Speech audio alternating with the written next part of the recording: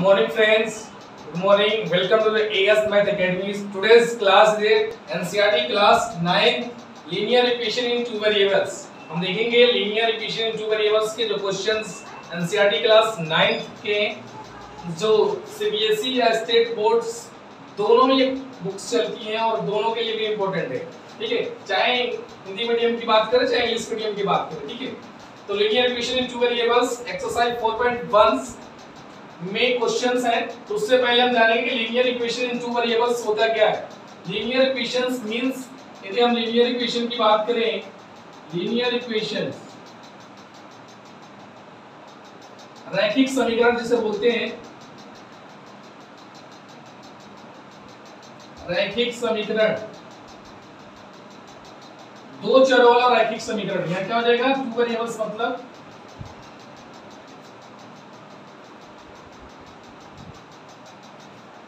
वाला रैखिक समीकरण, ठीक है, दो चरों वाला रैखिक समीकरण। तो रैखिक समीकरण लीनियर इक्वेशन में रैखिक समीकरण मींस जिसकी डिग्री लीनियर इक्वेशंस माने वेरिएबल्स की डिग्री, वेरिएबल्स की डिग्री कितनी हो, 1। वेरिएबल्स क्या है, वेरिएबल्स की डिग्री 1 होनी चाहिए। मींस ये कि जो भी हमारा a b c या x y z है, ये क्या है, वेरिएबल्स है। ये हमारी क्या है, वेरिएबल्स, ये हमारी वेरिएबल्स है। ऐसी वेरिएबल्स की डिग्री जो होनी चाहिए, जो डिग्री होगी वो क्या होगी, 1 होगी। तो हम कहेंगे कि डिग्री लीनियर इक्वेशन है।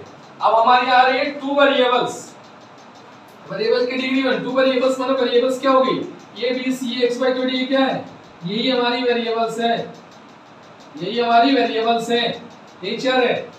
तो हम इसका जो इक्वेशन लिखेंगे वो लिखेंगे ax plus by plus c equal to 0।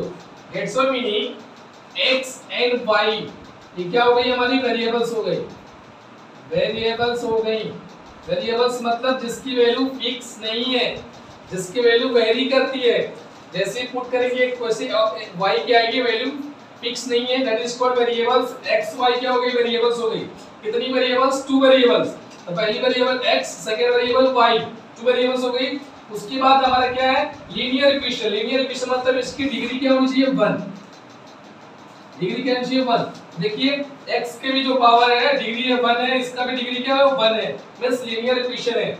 और a और b एंड c, तो a एंड b ये क्या है, कोफिशिएंट,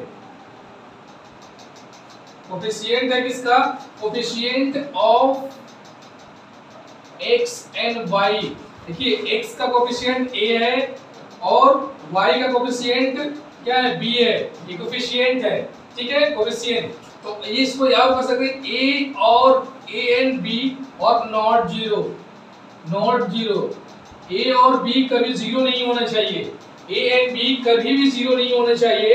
a और b इसलिए जीरो नहीं होने चाहिए, a और b क्या होना चाहिए, जीरो नहीं होना चाहिए, b और not zero. a b zero नहीं होनी चाहिए, इसलिए जीरो नहीं होना चाहिए। a b यदि जीरो हो जाएगा तो पूरा ये x की जो ये टर्म है, टर्म हमको पता है, टर्म जो भी प्लस और माइनस के बाद लिखा जाता है, जो भी x और प्लस और माइनस के बाद लिखा जाता होगा वो टर्म होता है, ठीक है, जो हम पॉलिनोमियल्स में पढ़ चुके हैं। तो ये क्या हो गया, जीरो हो जाएगा। और यदि b भी जीरो तो ये जीरो हो जाएगा। मींस क्या, जब हमारा लीनियर इक्वेशन, जब हमारे पास टू वेरिएबल्स बचेंगे ही नहीं तो हम इसको कैसे कह सकते हैं कि टू वेरिएबल्स है लीनियर इक्वेशन के, ठीक है। तो a और b नॉट जीरो, a और b जीरो नहीं होनी चाहिए और x और y की डिग्री 1 होनी चाहिए। और जैसे कहेंगे कि a b और c तीनों एक साथ बात करेंगे, ये बोलेंगे तो हमारे ये कांस्टेंट है। कांस्टेंट मतलब इसकी वैल्यू फिक्स रहेगी। जैसे ये लिखा हुआ है तो इसका जो इक्वेशन आ गया, नॉर्मल इक्वेशंस, जो स्टैंडर्ड इक्वेशन की बात करेंगे वो ये आ गया हमारा, ये linear equation in two variables का इक्वेशन है। Linear equations of two variables का ये स्टैंडर्ड इक्वेशन आ गई हमारी, ax plus by plus c, ये हमारा क्या है, standard equation of linear equation का ये रैखिक समीकरण है। ये हम टू वेरिएबल्स को हम इजी वे में देखेंगे कैसे इस पे क्वेश्चंस आ रहा है और कैसे बहुत इजी क्वेश्चंस है 9th में, तो इसको हम देखेंगे कैसे ऐसे इसको हम बनाएंगे। ठीक है, बहुत ही आसान तरीके से आप देखते रहिए। तो क्वेश्चंस को डायरेक्टली क्वेश्चंस पे आते हैं। ये आप स्क्रीनशॉट ले लीजिए, आपको बेसिक बता दिया कि लीनियर इक्वेशंस क्या होता है, वेरिएबल्स क्या होती है, टू वेरिएबल्स में क्या डिफरेंस है। ठीक है, अब क्वेश्चंस है कि the cost of notebook is twice of cost of pen. कह रहा है कि जो कॉस्ट ऑफ नोटबुक है, जो कॉस्ट ऑफ नोटबुक है वो 2 गुना है कॉस्ट ऑफ पेन की। जितनी कॉस्ट पेन की है उसकी 2 गुना कितनी है नोटबुक की प्राइस है। ठीक है, कॉस्ट है। तो रिप्रेजेंट स्टेटमेंट, तो हमको बताना है कि टू वेरिएबल्स में कैसे इसको रिप्रेजेंट करेंगे। ठीक है, तो सबसे पहले किसने cost of notebook is twice of cost of pen. ये पेन की है, हम सबसे पहले लिख देंगे the cost of pen is देंगे n and the cost of notebook is y। ठीक है, y। देखिए आप ये भी लिख सकते थे the cost of pen is x y and the cost of notebook is x, ये लिख सकते हैं, कोई जरूरी नहीं, आप चेंज कर सकते हैं। तो क्या कर रहा है, according two questions the cost of notebook is twice. तो कॉस्ट ऑफ नोटबुक क्या है, y इज ट्वाइस है 2x। ठीक है, अब पेन के 2x हो गया। ठीक है, आप इसको लिख सकते हैं। अब देखो इसको हम क्या लिख सकते हैं, y minus 2x equal to 0। ठीक है, यहां भी इक्वेशन इसको इधर करेंगे तो 0 आ जाएगा। मींस ये कर सकते हैं, देखो इसको हम लेट करने के तरीका, ये x और y मान लिए, हम इसको लेट ऐसे भी कर सकते हैं। इसको हम y लेट कर सकते हैं, इसको हम x लेट करते हैं। जब y और x लेट करेंगे तो जो अकॉर्डिंग टू क्वेश्चन होगा क्या होगा, हमारा कहते हैं कॉस्ट ऑफ नोटबुक x हो जाएगा। तो cost of notebook is twice of cost of pen. तो x बराबर क्या हो जाएगा हमारा 2y हो जाएगा। इसके लिए x minus 2y equal to 0 हो जाएगा। ठीक है, इस फॉर्मेट हो जाएगा यदि हम ऐसे मानेंगे तो। अब कॉस्ट ऑफ पेन मानेंगे x, हमने y मान लिया, कॉस्ट ऑफ नोटबुक का मान लिया x मान लिया, तो कॉस्ट ऑफ नोटबुक x बराबर क्या हो जाएगा, कॉस्ट ऑफ पेन के क्या है, पेन को y माना है तो डबल हो गया। तो आप ऐसे भी मान सकते हैं xy या yx मानते हैं तो ये इक्वेशन आएगा, इसको मानेंगे तो ये इक्वेशन आएगा। ठीक है, अब क्वेश्चन नंबर सेकंड को देखते हैं। Question number second, express the following linear equation in the form ax plus by plus c is equal to 0, indicate the value of a b c in each case। ये हमारा linear equation की equation में, और linear equation में हमको बताना है कि जो a b c की वैल्यू है, और बता चुका हूं कि जो a b c है वो क्या हमारा कांस्टेंट है, तो कितना है। जो हमारा जनरल इक्वेशंस है वो क्या है, ax plus by plus c given भी है 0। ठीक है, इसे बताना है। यदि ये फॉर्म नहीं बन रहा है तो इसको हम बना लेंगे 2x 3y, ये इक्वल करके है इसको लेफ्ट में लाएंगे राइट से, मतलब प्लस है तो 9 3.5 के बाद इक्वल टू 0। अब कंपेयर कर देंगे, a की जगह पे x और x हो गया तो एक जगह पे क्या है 2, b और b हो गया तो b की जगह पे क्या है 3, और c की जगह पे क्या है -9.3। सेम ऐसे ही है, ये x हो गया तो इसकी जगह पे क्या है, कुछ नहीं है तो 1, मींस a की जगह पे क्या हो गया 1, b की जगह पे क्या रहती है, ये y है तो यहाँ कुछ नहीं है तो क्या 1 है, तो ये क्या हो गया हमारा -1/5, एंड c बराबर क्या है -10। ये प्लस में होता है, यदि माइनस में है तो क्या हो गया माइनस। सेम इसमें भी क्या हो जाएगा, a इक्वल टू क्या हो गया, मल्टीप्लाई में क्या है -2 और y में क्या है 3। ये हमको देखो जो ABC हमने क्या बताया, ABC है कांस्टेंट, और ये कोएफिशिएंट ऑफ x, और b कोएफिशिएंट ऑफ y, और c तो कांस्टेंट है ये, तो कोएफिशिएंट लिख दिया, y कोएफिशिएंट 3 है तो 3 हो गया b। अब देखिए इसको बनाना पड़ेगा, इसको लिखेंगे 2x plus 3y, ये राइट में इधर आएगा, लेफ्ट 6 0, प्लस है तो माइनस, तो c की वैल्यू क्या होगी -6। ठीक है, वैसे नेक्स्ट अब इसको भी देखिए, ये x राइट में तो लेफ्ट में कर देंगे माइनस इक्वल टू 0। अब इसमें क्या हो जाएगा, x की कुछ नहीं मल्टीप्लाई तो क्या होगा 1, तो a इक्वल टू क्या होगी 1, एंड b इक्वल टू क्या होगी -3। c गिवन नहीं है तो c क्या हो जाएगा हमारा 0, जो गिवन नहीं है क्या होगा 0। सेम इसको ही फॉर्मेट बना लीजिए, ये माइनस है तो क्या हो जाएगा plus y equal to 0। a की x की कोफिशिएंट क्या हो गया 2, वही तो होता है। a क्या होता है x की कोफिशिएंट, b क्या होता है y कोफिशिएंट, तो b क्या हो गया 5 और c क्या नहीं गिवन है तो 0। सेम a क्या हो गया x की कोफिशिएंट क्या हो गया 3, y इसमें आई नहीं है तो b क्या हो जाएगा हमारा 0 और c हमारा जो कांस्टेंट है 2। ठीक है, सेम वैसे ही इसमें भी क्या हो गया x की कोफिशिएंट गिवन नहीं है तो a की वैल्यू क्या हो जाएगी हमारी, a की वैल्यू हमारी 0 हो गई। एंड y कोफिशिएंट क्या हो गया 1 और c इक्वल टू क्या हो गया -2। सेम इसको बना लेंगे 5 - 2x इक्वल टू 0। इसमें क्या हमारी x की कोफिशिएंट है तो मतलब क्या गिवन है a कितना हो गया 2 सॉरी -2 है और b गिवन नहीं है तो b 0 और c क्या हो गया हमारा 5 हो गया। ऐसे ही a b c हम लिख सकते हैं, a मतलब x की कोफिशिएंट, b मतलब y कोफिशिएंट और c हमारा कांस्टेंट है, ये जो नेक्स्ट कांस्टेंट वैल्यू होगी वो लिख देंगे। ऐसे ही हम इस क्वेश्चंस को a b c find out कर लेंगे लीनियर इक्वेशंस में और इसको स्क्रीनशॉट ले लीजिए। अब इसे क्वेश्चन नंबर 3 देखते हैं। एक्सरसाइज 4.2 का क्वेश्चन नंबर फर्स्ट है, which are the following option is true y equal to 3x plus 5x। एक है infinitely many solutions, unique solution या नो सॉल्यूशंस। देखिए जब यूनिक सॉल्यूशंस, ये नो सॉल्यूशन, ये इनफिनिटली मेनी सॉल्यूशंस होते हैं तो इसके लिए क्या है, देखिए ये हमारा जो इक्वेशन है y equal to 3x plus 5। ठीक है,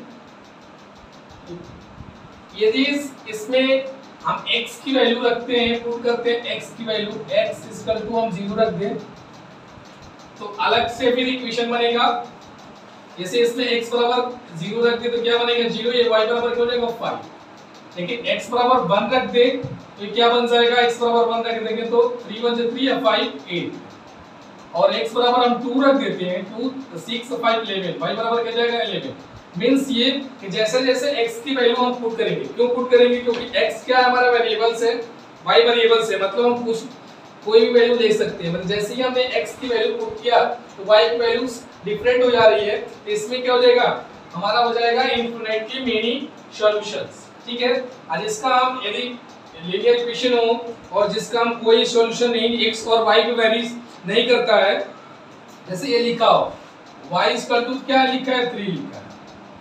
ठीक है, जब y इक्वल टू 3 लिखा है मींस क्या ये वैल्यू हम चेंज कर सकते हैं, नहीं कर सकते, मतलब इसका कोई सॉल्यूशन नहीं आ सकता है यूनिक सॉल्यूशन। और यदि मान लो जिसको हम वैल्यू पुट करते हैं जिसका एक ही सॉल्यूशन आता है, यूनिक सॉल्यूशन मतलब one solution, only one solution, केवल एक ही सॉल्यूशन है, x डिपेंड हो केवल y पे, मतलब x की वैल्यू जैसे रखते हैं केवल y की वैल्यू एक ही आए तो क्या आता है यूनिक सॉल्यूशन। अब इसका कोई सॉल्यूशन ही नहीं निकलता हो वो क्या कहलाता है नो सॉल्यूशन। तो इसका ये आंसर हो गया, क्या हो गया infinitely many solution. Question number second देखते हैं, राइट फोर सॉल्यूशन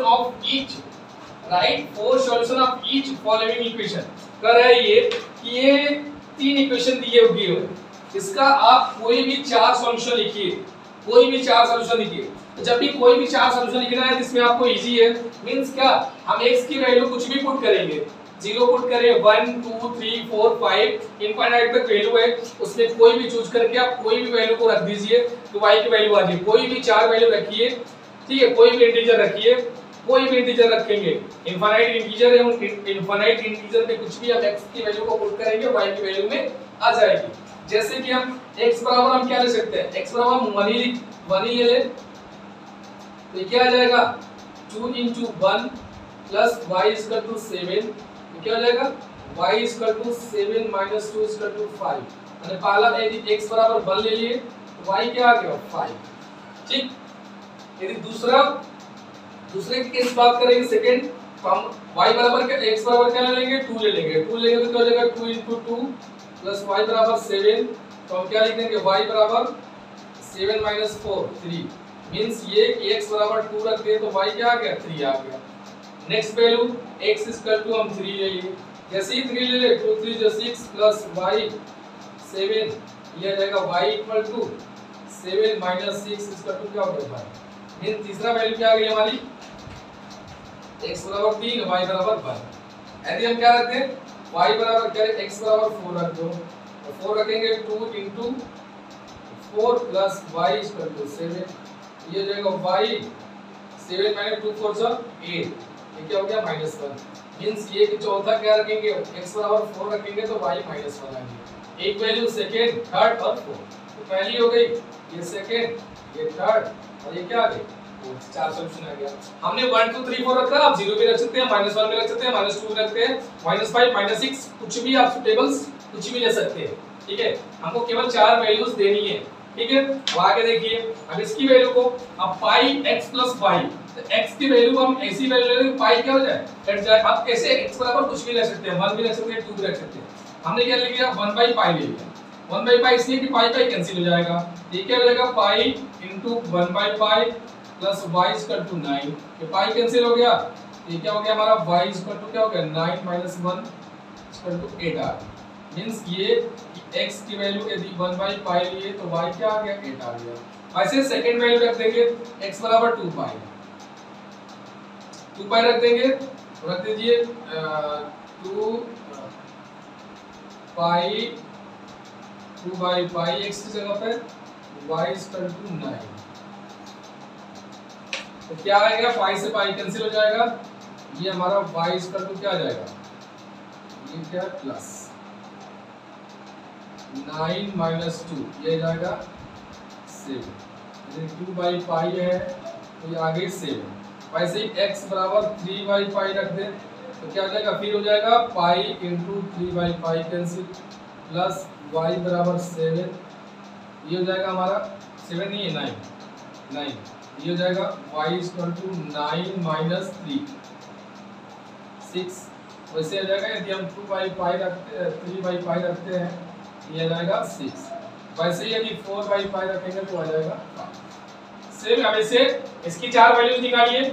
इसकी 4 वैल्यूज आप x बराबर 1 रख दे, x बराबर 0 ही रख दो। x बराबर क्या रख दिया हमने 0, तो 0 रख देते तो y भी क्या आ जाएगा 0। मतलब x बराबर 0 तो y बराबर भी क्या आ गया 0 पहली वैल्यू। यदि x बराबर क्या आ जाएगा 1 रख दे, x बराबर रख दीजिए 1, x बराबर 4 रख दो और आसान है। x बराबर क्या रखा 4, ये 4 4y 4 से 4 कट गया, y इक्वल टू क्या आ गया 1। x बराबर 4 पे y 1। अब x बराबर 8 रख दीजिए, x बराबर क्या रख दिया 8। देखिए 8 रख दिया ना डायरेक्टली कट जाएगा, 8 इक्वल टू 4y 4 2 से 8 तो y हो गया हमारा 2। x 8 रख दिया तो y क्या आ गई 2। ठीक, एक वैल्यू आ गई, सेकंड थर्ड, ये फर्स्ट ये सेकंड और इसकी वैल्यू आ गई थर्ड एंड फोर्थ। देखिए 12 रख दीजिए, x बराबर हमारा 12 रखने पे क्या हो जाएगा ये 12 4y 4 3 12, y क्या आ गया हमारा 3, मतलब x 12 तो y 3। ये ऐसे ही वैल्यूज हम निकाल लेंगे। कोई चार हमने 4 8 12 रख दिया क्योंकि इसी में भी कट जा रहा है। आप कोई भी वैल्यू ले सकते हैं, हो सकता है फ्रैक्शन में आ जाए, हो सकता है डेसिमल में आ जाए, डोंट वरी। लेकिन आप कोई भी वैल्यू रख के आप उसका x रखेंगे तो y निकल के आपको आ जाएगी। या y की वैल्यू हमने x का रखा y रखा, आप y की भी वैल्यू मान सकते हैं, y की भी वैल्यू कुछ भी डिफरेंट रख सकते हैं तो x की वैल्यू आ जाएगी। ये जरूरी नहीं है कि हमने x रखा तो आप भी x रखेंगे, आप y की वैल्यू भी रख सकते हैं कि आप y रखेंगे तो x की वैल्यू इसकी आ जाएगी, y रखेंगे तो x की वैल्यू आ जाएगी, डोंट वरी।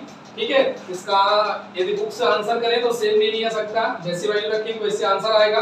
तो चाहे y रखिए चाहे x रखिए, ऐसे आप सॉल्यूशन को कर सकते हैं। ये वीडियो आपको कैसी लग रही है प्लीज लाइक कीजिए और कमेंट करके रिप्लाई कीजिए। यदि इस चैनल्स पे नए हो तो चैनल्स को सब्सक्राइब कर लीजिए और अपने ग्रुप में ज्यादा से ज्यादा शेयर करें। क्वेश्चन नंबर देखते हैं थर्ड, क्वेश्चन नंबर थर्ड, इसको स्क्रीनशॉट ले लीजिए एक बार। Question number third, check which of the following are solution of the equations x minus 2y equal to 4 and which are not। Means ये कह रहा है कि जो इक्वेशन गिवन है x minus 2y equal to 4, ठीक है, तो बताना है कि जो ये कोऑर्डिनेट है xy की xy xy and xy xy, इसमें कौन सा सॉल्यूशन होगा और कौन सा सॉल्यूशन नहीं होगा, ये आपको बताना है। ये कैसे हम चेक करेंगे, ऐसे ही चेक करेंगे कि x minus 2y equal to 4 है, क्या है हमारा ये 4। तो इसके लिए करना है कि अगर ये 4 है तो x और y की वैल्यू हमको पुट करनी पड़ेगी। जैसे ये पहला होता है x, दूसरा होता है y। ठीक है, x की वैल्यू कितनी है 0, तो 0 माइनस y की वैल्यू कितनी है 2, तो 2। जैसे हमने क्या हुआ, ये हमारा क्या हुआ राइट हैंड साइड और ये हमारा क्या हुआ लेफ्ट हैंड साइड। हम राइट को सॉल्व करेंगे तो लेफ्ट आना चाहिए, इक्वल आनी चाहिए। बस क्या हो गया 4, ये हो गया -4, ये हो गया 4, क्या इक्वल है नॉट, इसको बोलेंगे नो सॉल्यूशन। क्या आ गई नो सॉल्यूशन। सेम ऐसे ही यदि हम सेकंड की बात करें, सेकंड क्या है 2 0, सेकंड क्या है हमारा 2 और 0 मींस पहला हो गया x, दूसरा होगा y। इक्वेशन क्या हो गया हमारी x - 2y = 4। ये राइट हो गई लेफ्ट हो गई, तो पुट कीजिए x बराबर क्या रखना है 2 - 2 y 0 हो गई, ये 4, तो 2 माइनस ये 0 हो गई, ये 0 हो गया 4, ये हो गया 2, ये हो गया 4, क्या इक्वल है नॉट इक्वल है, मतलब ये भी हो जाएगा नो सॉल्यूशन।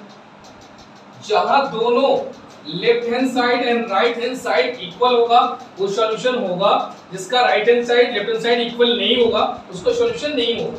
जैसे ये है 4 0, थर्ड क्या है हमारा 4 and 0, तो ये क्या होगी x, ये हो गया y, x 4 हो गया और y क्या हो गई हमारी 0। इक्वेशन क्या है x - 2y = 4, x की जगह 4 - 2 y हो गया 0 = क्या हो गया हमारा 4, ये 4 2 - 0 0 हो गया, ये 4 = 4, दोनों क्या हो गई ये लेफ्ट हैंड साइड और राइट हैंड साइड इक्वल हो गई, yes solution, yes it's solution. ये क्या होगा सॉल्यूशन होगा। वैसे हम 4 भी चेक कर लेते हैं, 4 के लिए क्या है √2 4 √3, ये x की वैल्यू हो गई और ये हमारा किसकी हो गई y की वैल्यू हो गई। x - 2y क्या रखना है x - 2y = 4, तो x की वैल्यू क्या हो गई √2 -2, y की वैल्यू क्या हो गई 4 402, ये हो गया √2, तो 4 2 सा 8 √2 = 4, ठीक है। ये √2 कॉमन ले लिया तो क्या बचा यहाँ पे 1 - 8, 4 √2 8 मींस -7 हो गया, तो 4 इक्वल है नॉट इक्वल, नो सॉल्यूशन। क्या हो जाएगा हमारा नो सॉल्यूशन। वैसे ही देख लेते हैं, इसको देख लेते हैं। अब इसको देखने के लिए क्या हो गया x की वैल्यू क्या हो गई 1 एंड y की वैल्यू क्या हो गई 1, तो x - 2y = क्या आ गया 4, तो 1 - 2 * 1 = क्या हो गया हमारा 4 आ गया। तो क्या हो सकता है ये 1 - 2 4 हो गया, तो 2 में से 1 - 1 = क्या हो गया 4 हो गया, ठीक है। 2 में से 1 - 1 नॉट इक्वल, ये भी हमारा क्या हो जाएगा नो सॉल्यूशन, ठीक है नो सॉल्यूशन। ये तीनों क्या आ गए हमारे चारों नो सॉल्यूशन, केवल ओनली थर्ड आया है जिसका सॉल्यूशन है। क्यों? क्योंकि जब हमने x और y की वैल्यू को पुट किया, जैसे ही हमने x और y की वैल्यू को पुट किया तो left hand side right hand side के इक्वल आ गया, तो हम कहा दिए कि सॉल्यूशन होगा, और इसका इक्वल नहीं आएगा उसका सॉल्यूशन नहीं होगा। अब एक्सरसाइज 4.2 का लास्ट क्वेश्चन जो क्वेश्चन नंबर 4 है उसको देखते हैं। क्वेश्चन नंबर 4 स्क्रीनशॉट ले लीजिए इसको। जैसे क्वेश्चंस हम लीनियर इक्वेशन कर रहे हैं, सेम वैसे ही हम क्लास 9th का एक चैप्टर्स मैथ के एक चैप्टर्स के एक सॉल्यूशन को करा रहे हैं। सेम वैसे ही 10th के भी करा रहे हैं, और 10th की भी एक एक्सरसाइज की एक क्वेश्चंस को आपको इजी वे में सॉल्यूशन के थ्रू हम रिकॉर्डेड वीडियो पे ही या लाइव वीडियो को आप एक क्वेश्चंस को सॉल्यूशन देंगे। कहीं आपको पढ़ने की जाने की जरूरत नहीं है ट्यूशंस की, ठीक है। आपको एक सॉल्यूशन मिलेगा, आप उसको बेहतरीन तरीके से ग्रुप में शेयर करके देखिए, और इस चैनल्स को सब्सक्राइब नहीं किया सब्सक्राइब के लिए नोटिफिकेशंस आप बेल आइकन प्रेस कर लीजिए ताकि नोटिफिकेशन आपको टाइम टू टाइम मिलता रहे कि वीडियो अपलोड हो गई है, लाइव हो गई है, ठीक है। इस क्वेश्चंस को सॉल्यूशन को हम देखते हैं, ठीक है। Find the value of k x = 2 y = 1 is a solution. कह रहा है कि जो भी हमारा इक्वेशन गिवन है, ठीक है, जो भी गिवन है उसका x = 2 और y = 1, ये क्या है उसका सॉल्यूशन है। माने जो भी हमारा इक्वेशन है उसकी x की वैल्यू 2 है और y की वैल्यू क्या है 1 है। तो बताओ तो जो k कांस्टेंट है, k की वैल्यू से जो अननोन है पता नहीं है, उसको k की वैल्यू क्या हो, ठीक है। तो x की वैल्यू पुट कर देंगे इक्वेशन में 2 इनटू x की वैल्यू कितनी है 2, x की वैल्यू कितनी है 2, हमने पुट कर दिया प्लस y की वैल्यू कितनी है 1, 3 into 1 इक्वल टू क्या हो गया k, ये हो गया 4 प्लस 3, ये हो गया हमारा k, 4 और 3 कितना हो गया 7, तो k की वैल्यू क्या हो गई हमारी 7 आ गई। से ये बेहतरीन सॉल्यूशन हो गया, इससे k की वैल्यू हम निकाल लिए। इस प्रकार के भी क्वेश्चन पूछे जाते हैं, इस प्रकार क्वेश्चंस कॉम्पिटिटिव लेवल में भी आते हैं। यूपी टेट की बात कर लें, यूपी सीटेट की बात कर लें, यूपी टीपीएससी पेट की बात कर लें, यूपीएसआई पुलिस की बात कर ले और रेलवे ग्रुप डी की बात कर ले, एसएससी एमटीएस की बात कर ले। इस लेवल के एग्जाम में जो ग्रुप डी लेवल और सी लेवल के एग्जाम में होते हैं तो मैथ की कभी-कभी ये क्वेश्चंस पूछे जाते हैं डायरेक्टली, ठीक है। इक्वेशन डिफरेंट होते हैं लेकिन पूछे जाते हैं इस लीनियर इक्वेशन से, टू वेरिएबल से कि कौन सा सब यूनिक सॉल्यूशन है कि लीनियर सॉल्यूशन है, सॉरी यूनिक सॉल्यूशन है कि मेनी सॉल्यूशन है कि नो सॉल्यूशन है, ये पूछे जाते हैं। या उसकी इक्वेशन गिवन है तो k की वैल्यू कितनी होगी और उसकी वैल्यूज को डिफरेंट वैल्यू निकालेंगे तो कैसे निकालेंगे, इससे पूछी जाती है। तो कॉम्पिटिटिव लेवल के एग्जाम से और बोर्ड एग्जाम जो 9th का बोर्ड है, जो एग्जाम्स होते हैं बेसिकली अब तो बोर्ड खत्म ही हो गए हैं, तो उसके थ्रू या बेसिक सीखने के थ्रू, बेसिक फंडामेंटल्स जो क्रैक करते हैं, जो प्रिपरेशन करते हैं आईआईटी लेवल के, तो क्वेश्चंस को कांसेप्ट के थ्रू आपको आना जरूरी है। जब तक आप कांसेप्ट सीखेंगे नहीं तो क्वेश्चंस को अप्रोच नहीं हो जाएगा। क्योंकि मैथ मतलब ये नहीं कि केवल अपने पेपर्स में क्वेश्चंस को बनाने आ गए, आपको मतलब ये है कि क्वेश्चंस की अप्रोच क्या है, क्वेश्चन की जरूरत क्या पड़ रही है, क्वेश्चंस को हम कैसे इजी में बना ले रहे हैं और आगे कैसे क्वेश्चंस को और कॉम्प्लिकेटेड आएगा तो उसको कैसे अप्रोच के साथ हम बनाएंगे। तो मैथ को सीखने का मतलब ये है कि हम उसकी कांसेप्ट को सीखेंगे, उसके फॉर्मूले कैसे बनते हैं ड्राइव उसको सीखेंगे और उसको कैसे इजी वे में अप्लाई करते हैं उसको अप्लाई सीखेंगे। और इजी वे में अप्लाई सीखने की मीन्स ये है उस क्वेश्चंस को, जैसे हमने फॉर्मूला सीख लिया तो हमको पता होगी कि उसके फॉर्मूले क्या है, ठीक है। अब फॉर्मूले कैसे उसके आ रहे हैं हमको पता हो गई, क्या क्या सॉल्यूशन है पता होगा, तो कैसे उसको अप्लाई करेंगे उसके लिए हमको जरूरत है प्रैक्टिस करने के लिए। जो भी क्वेश्चंस है, अब हमने लीनियर इक्वेशन टू वेरिएबल्स पढ़ लिया, ठीक, चाहे 9th में दिया हो, चाहे 8th में दिया है बुक्स, चाहे किसी कॉम्पिटिटिव लेवल के एग्जाम्स में दिया हो, तो हम उसको क्वेश्चंस को देखेंगे और देखेंगे जितनी मेरी जो कंसेप्ट मैंने सीखा, क्या उस कंसेप्ट में इस पे क्वेश्चन है तो क्या उस क्वेश्चन को हम बना पा रहे हैं कि नहीं, उसको बनाने की कोशिश करेंगे। या उसमें क्या नोन है, नहीं आ रहा तो इसमें हम क्या इम्प्लीमेंट कर सकते हैं या क्या और कौन सी फॉर्मूला जिसके थ्रू इसको हम बना सकते हैं। तो उसके लिए यही क्वेश्चंस को ढूंढकर उस प्रकार के कंसेप्ट सीखकर उसको अप्लाई करना। मोर एंड मोर रीडिंग्स आपको प्रैक्टिस करना है। मैथ का मतलब या किसी भी पढ़ाई का मतलब यही है कि आपको उसको प्रैक्टिस कीजिए। अब लर्निंग वाला है, याद करने वाला, उसको याद कीजिए समझ समझकर।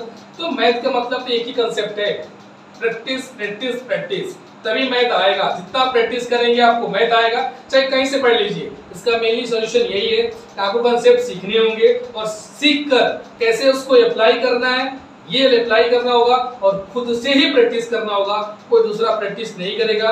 जब आप खुद से प्रैक्टिस करते हैं तो किसी भी एग्जाम से, किसी भी स्कूल के कॉम्पिटिटिव लेवल के एग्जाम से कोई भी क्वेश्चन है आप इजी वे में बनाएंगे और बेहतरीन तरीके से आपको मैथ आएगी। ये कैसा चैनल्स पे यदि नए हो तो सब्सक्राइब, वीडियो कैसी लग रही है लाइक्स और ग्रुप में ज्यादा से ज्यादा शेयर करें ताकि हम भी मोटिवेटेड रहें और ऑलरेडी आपको डेली वीडियो अपलोड मिल रही है और ऐसे मिलते रहे, इसलिए आप लाइक करते रहिए। Thank you.